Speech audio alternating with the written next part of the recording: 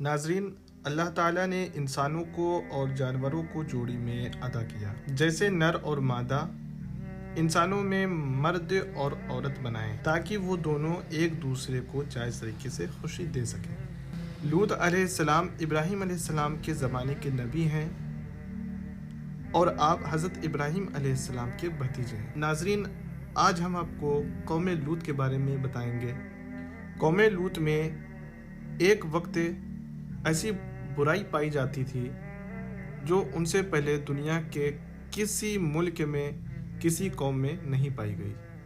اس قوم کے مرد اپنی نفسیاتی جسمانی خواہش کو پوری کرنے کے لیے مردوں کے پاس ہی جاتے تھے، اور بے حیائی اور برائیاں اتنی عام ہو گئی تھی کہ وہ اپنے اس برے کام کو برا نہیں سمجھتے تھے بلکہ اس پر فخر کیا کرتے تھے۔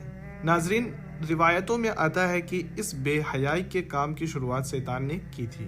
وہ ایک خوبصورت نوجوان بن کر آیا اور اپنے ساتھ وہاں کے مردوں کو برا کام کرنے کے لیے بہکایا، اور اس طرح قوم لوط میں یہ برائی پیدا ہو گئی اور لوگوں نے اپنی عورتوں کو چھوڑ کر مردوں سے اپنی جسمانی خواہشات پوری کرنے لگے۔ روئے زمین پر یہ برا کام لوط علیہ السلام کی قوم سے شروع ہوا تھا، اسی لیے آج بھی اس برے کام کو ہومو سیکسولیٹی کے نام سے جانا جاتا ہے۔ لوط علیہ السلام نے اپنی قوم کی اصلاح کی بہت کوشش کی، کئی برس ان کے بیچ میں رہ کر دین کی دعوت دیتے رہے، نصیحت کرتے رہے اور اللہ تعالیٰ کے عذاب سے ڈراتے رہے، لیکن ان کی قوم پر کوئی اثر نہ ہوا۔ پھر لوط علیہ السلام نے کہا، اے میری قوم، تم لوگ ایسا برا اور بیہودہ کام کرتے ہو جو آج تک دنیا میں کسی نے نہیں کیا۔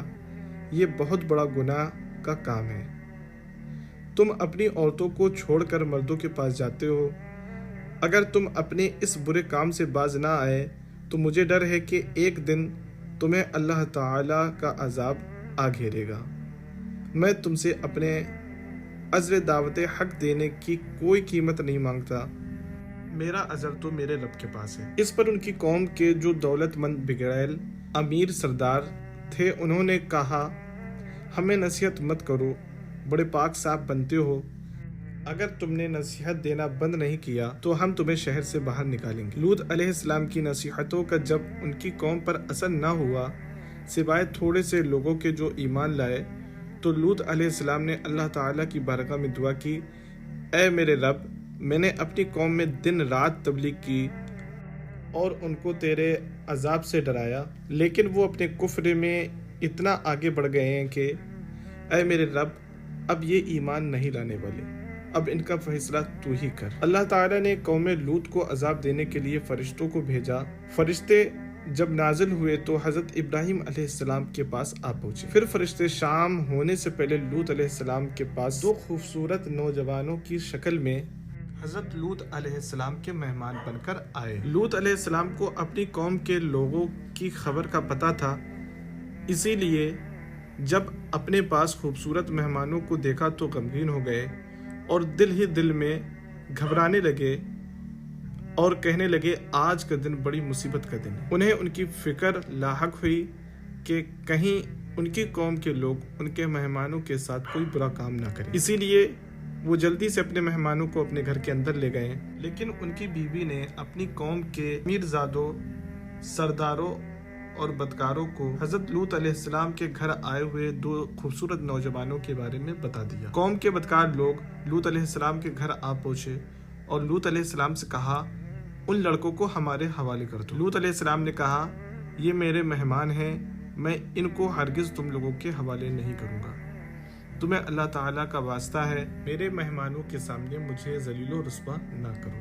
کیا تم میں سے کوئی بھی بھلا آدمی نہیں ہے؟ اور قوم کی عورتوں کی طرف اشارہ کرتے ہوئے کہا، یہ میری بیٹیاں یا قوم کی بیٹیاں ہیں، تم ان سے نکاح کر لو اور اپنی نفسیاتی جسمانی خواہشات کو ان سے پورا کر لو۔ لیکن ان کی قوم کے لوگ نہیں مانے اور کہا، تم اچھی طرح جانتے ہو کہ ہم کیا چاہتے ہیں، ہم تمہیں کل صبح تک مہلت دیتے ہیں، کل صبح کے بعد تم ہمیں روک نہیں پاؤ گے۔ یہ کہہ کر وہ لوگ چلے گئے۔ اپنی بے بسی پر حضرت لوط علیہ السلام کی آنکھوں سے آنسو آ گئے۔ وہ چاہ کر بھی اپنے مہمانوں کی حفاظت نہیں کر سکتے تھے، کیونکہ ان کی قوم کے بدکار لوگ تعداد میں زیادہ اور طاقتور تھے۔ لوط علیہ السلام نے کہا کاش مجھ میں تم سے مقابلے کی قوت ہوتی۔ تب فرشتوں نے کہا ہم عذاب کے فرشتے ہیں اے لوط، گھبرانے کی ضرورت نہیں ہے، اب وہ تم تک نہیں پہنچ پائیں گے۔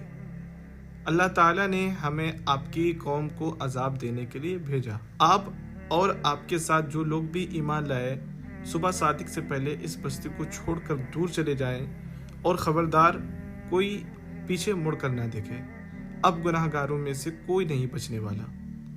لوط علیہ السلام اور جو لوگ ان کے ساتھ ایمان لائے وہ صبح ہونے سے پہلے بستی چھوڑ کر دور جا چکے، صرف لوط علیہ السلام کی بیوی پیچھے رہ گئی کیونکہ وہ کافر تھی۔ اب فرشتوں نے زمین کو جڑ سے اکھاڑ کر پلٹا دیا اور کئی کلومیٹر تقریباً 40 کلومیٹر تک گہرے زمین میں دھسا دیا۔ پھر ان پر پتھروں کی بارش اور تیزاب کی بارش، اس طرح ان گناہ گاروں کا نام و نشان مٹا دیا گیا اور کوئی بھی نہ بچ سکا۔ ناظرین، جہاں عذاب ہوا تھا وہ جگہ آج بھی موجود ہے، اسے ڈیڈ سی کے نام سے جانا جاتا ہے اور آج بھی اس پر عذاب ہوتا ہے۔ اس وجہ سے آج بھی اس سمندر میں نہ کوئی مچھلی نہ کوئی کیڑا مکوڑا پایا جاتا ہے، اور اس کا پانی اتنا نمکین ہے کہ اسے منہ سے لگا لو تو الٹی ہو جائے۔ گناہ گاروں اور نافرمانوں کو اللہ تعالیٰ اس طرح سے عذاب دیتا ہے، زندگی میں بھی اور مرنے کے بعد بھی۔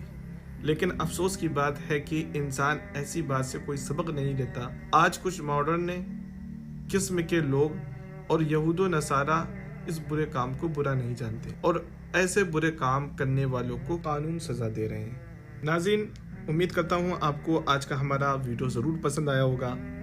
اگر ہماری طرف سے کوئی بھی غلطی خامیاں ہوئی ہو تو اس کے لیے ہم آپ سے معذرت چاہتے ہیں۔ تو اسی کے ساتھ آپ سے اجازت چاہوں گا، اگر ہمارا ویڈیو پسند آیا ہے تو اس کو لائک کریں، شیئر کریں۔ اسی کے ساتھ آپ سے الوداع چاہوں گا۔ اللہ حافظ، جزاک اللہ خیر۔